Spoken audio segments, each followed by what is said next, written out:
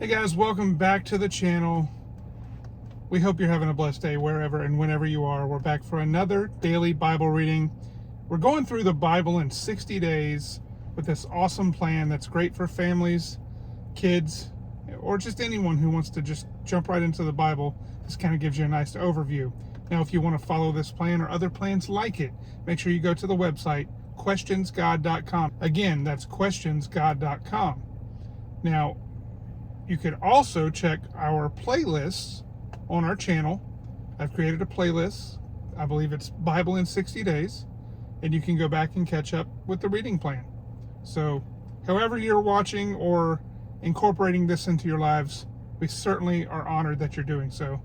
And we just want to be an encouragement for you to dig into the Word daily. And we do our Bible readings Monday through Fridays on our channel.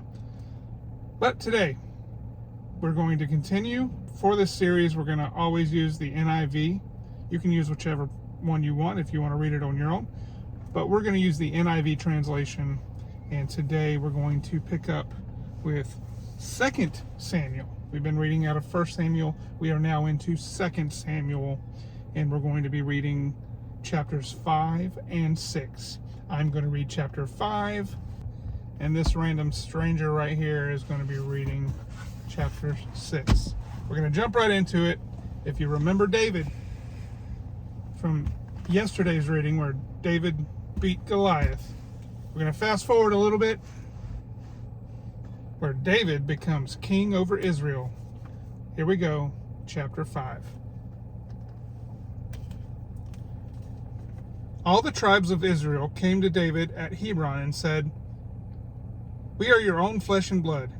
In the past, while Saul was king over us, you were the one who led Israel on their military campaigns.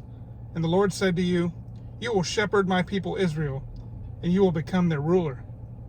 When all the elders of Israel had come to King David at Hebron, the king made a covenant with them at Hebron before the Lord, and they anointed David king over Israel. David was 30 years old when he became king, and he reigned 40 years. In Hebron he reigned over Judah 7 years and 6 months, and in Jerusalem he reigned over all Israel and Judah 33 years. David conquers Jerusalem. The king and his men marched to Jerusalem to attack the Jebusites who lived there. The Jebusites said to David, 'You will not get in here. Even the blind and the lame can ward you off.' They thought, 'David cannot get in here.' Nevertheless, David captured the fortress of Zion, which is the city of David. On that day, David had said, 'Anyone who conquers the Jebusites will have to use the water shaft to reach those lame and blind who are David's enemies.' That is why they say, 'The blind and the lame will not enter the palace.' David then took up residence in the fortress and called it the City of David. He built up the area around it, from the terraces inward. And he became more and more powerful because the Lord God Almighty was with him. Now Hiram, king of Tyre, sent envoys to David, along with cedar logs and carpenters and stonemasons. And they built a palace for David. Then David knew that the Lord had established him as king over Israel and had exalted his kingdom for the sake of his people Israel. After he left Hebron, David took more concubines and wives in Jerusalem, and more sons and daughters were born to him. These are the names of the children born to him there: Shemua, Shobab, Nathan, Solomon, Ibhar, Elishua, Nepheg, Japhia, Elishama, Eliada, and Eliphalet. Forgive me on those names. David defeats the Philistines. When the Philistines heard that David had been anointed king over Israel, they went up in full force to search for him. But David heard about it and went down to the stronghold. Now the Philistines had come and spread out in the valley of Rephaim. So David inquired of the Lord, "Shall I go and attack the Philistines? Will you deliver them into my hands?" The Lord answered him, "Go, for I will surely deliver the Philistines into your hands." So David went to Baal Perazim There he defeated them. He said, "As waters break out, the Lord has broken out against my enemies before me." So that place was called Baal Perazim. The Philistines abandoned their idols there, and David and his men carried them off. Once more, the Philistines came up and spread out in the valley of Rephaim. So David inquired of the Lord, and he answered, "Do not go straight up, but circle around behind them and attack them in front of the poplar trees.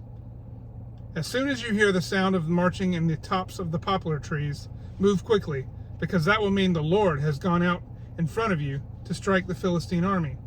So David did as the Lord commanded him, and he struck down the Philistines all the way from Gibeon to Gezer. Now Ian is going to read chapter 6, the ark brought to Jerusalem. David again brought together all the able young men of Israel, 30,000. He and all his men went to Baalah and Judah to bring up from there the ark of God, which is called by the name of the Lord Almighty, who is enthroned between the cherubim on the ark. They set the ark of God on a new cart and brought it from the house of Abinadab, which was on the hill. Uzzah and Ahio, sons of Abinadab, were guiding the new cart with the ark of God on it, and Ahio was walking in front of it. David and all Israel were celebrating with all their might before the Lord, with castanets, harps, lyres, timbrels, sistrums, and cymbals. When they came to the threshing floor of Nacon, Uzzah reached out and took hold of the ark of God because the oxen stumbled. The Lord's anger burned against Uzzah because of his irreverent act. Therefore God struck him down, and he died there beside the ark of God. Then David was angry because the Lord's wrath had broken out against Uzzah, and to this day that place is called Perez Uzzah. David was afraid of the Lord that day and said, "How can the ark of the Lord ever come to me?" He was not willing to take the ark of the Lord to be with him in the city of David. Instead, he took it to the house of Obed-Edom the Gittite. Obed-Edom the Gittite. The ark of the Lord remained in the house of Obed-Edom from Gittite for 3 months, and the Lord blessed him and his entire household. Now King David was told, "The Lord has blessed the household of Obed-Edom and everything he has because of the ark of God." So David went to bring up the ark of God from the house of Obed-Edom to the city of David with rejoicing. When those who were carrying the ark of the Lord had taken 6 steps, he sacrificed a bull and fattened cow. Wearing a linen ephod, David was dancing before the Lord with all his might, while he and all Israel were bringing up the ark of the Lord with shouts and the sound of trumpets. As the ark of the Lord was entering the city of David, Michal, daughter of Saul, watched from a window. And when she saw King David leaping and dancing before the Lord, she despised him in her heart. They brought the ark of the Lord and set it in its place inside the tent that David had pitched for it. And David sacrificed burnt offerings and fellowship offerings before the Lord. After he had finished sacrificing the burnt offerings and fellowship offerings, he blessed the people in the name of the Lord Almighty. Then he gave a loaf of bread, a cake of dates, and a cake of raisins to each person in the whole crowd of Israelites. Both men and women and all the people went to their homes.